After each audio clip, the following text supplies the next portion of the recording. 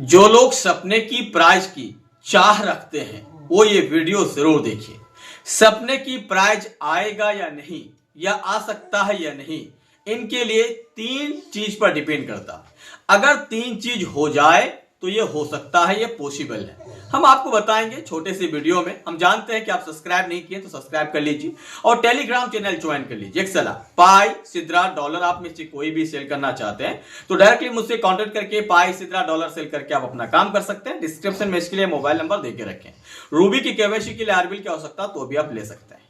अब सवाल आता है कि सपने की प्राइज आएगा या नहीं, आ सकता है या नहीं। तो हम आपको बता दें, इसके लिए तीन पॉइंट सबसे ज्यादा इंपॉर्टेंट है। अगर पाई के कोर्टी में तीन काम कर ले तो एज ए पॉसिबल आने वाले 5-10 साल में ये हो सकता है। लॉन्ग टर्म विजन है। पहला बात, लॉन्ग टर्म जिसका विजन है वो ये सपना देख सकता है। जिसका शॉर्ट टर्म विजन है वो नहीं देखे, क्योंकि इसे हो ही नहीं सकता। लॉन्ग टर्म में हो सकता है। अब सवाल आता है कि क्या क्या कंप्लीट करना। पहला, इनके यूटिलिटी सर्विस को सही से वर्क करना है और सही ढंग से वेरीफाइड करना है। और उसके मॉनिटर के लिए पाइको टीम को अलग से एक डिपार्टमेंट बनाना चाहिए। अगर उनका मॉनिटरिंग सही हो जाए, उनका डिपार्टमेंट का देख रेख कर ले और सपने की प्राइस से छोटा छोटा ट्रांजेक्शन होना चालू हो जाए तो आने वाले 5 से 10 साल में ये बहुत पंप कर सकता है। दूसरा हमारा है जो सबसे ज्यादा है ब्लॉकचेन।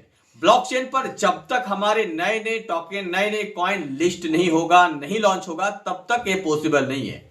अभी फिलहाल टेस्ट नेट पर ये है, लेकिन मेननेट पर अभी नहीं आया है। जब तक मेननेट पे ना आए तब तक पॉसिबल नहीं है। तो ये दो कंप्लीट होना जरूरी है।